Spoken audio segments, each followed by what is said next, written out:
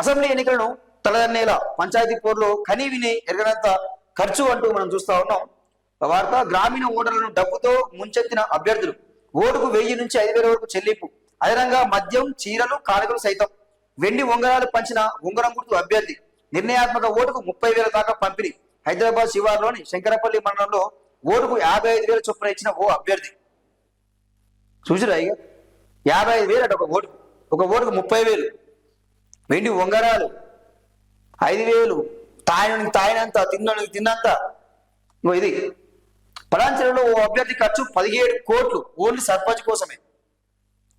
ఎన్నికల కోసం భూములను అమ్ముకున్న వైనం, గ్రామాలపై పట్టు కోసం తమ వంతు చేయి వేసిన ప్రజాప్రతినిధులు చేతులు మారిన 1000 కోట్లు అంటూ మనం చూస్తా ఉన్నాం. చెప్పారు కదా ఇంతకుముందు కూడా, ఇట్లా సర్పంచ్ కావాలని చెప్పి ఏకంగా కోట్లు పటాన్చెరులో ఒక అభ్యర్థి 17 కోట్లు ఖర్చు పెట్టాడు సర్పంచ్ కావడానికి. 17 కోట్లు అక్షరాల. మరి ఇన్ని కోట్లు ఖర్చు పెట్టిన ఆయన మరి ఏం చేస్తాడు ఆయన? మరి ఎట్లా సంపాదించుకోవాలి ఆ భూములుగా? ఆ గ్రామంలో ఉన్న భూములు మొత్తం అమ్ముతాడు. ఇక అవసరమైతే అక్కడ ఉన్న గవర్నమెంట్ భూములు, అసైన్ ల్యాండ్స్ కూడా వాళ్ళు ఏం చేస్తారంటే వెంచర్లు వేసి ప్లాట్లా చేసి అమ్మ పడేస్తారు. రేపు ఎందుకే దేనికోసం ఖర్చు పెడుతున్నా? గ్రామాన్ని అభివృద్ధి చేయాలనో ఏదో సేవ చేయాలనో కాదు.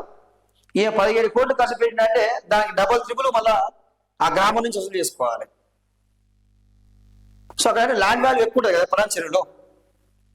సో ఇవే ఉంటాయి. ఇక ఓటుకి 55,000 అంటే ఇచ్చేది 55,000 ఒక ఓటుకు.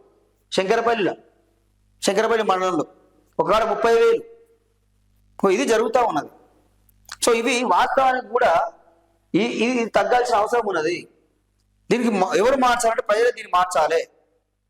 వాడు ఇస్తాడు గెలవడానికి 55,000 ఇస్తాడు, 1,00,000 ఇస్తాడు, 2 లక్షలు ఇస్తాడు, ఏమైనా చేస్తాడు.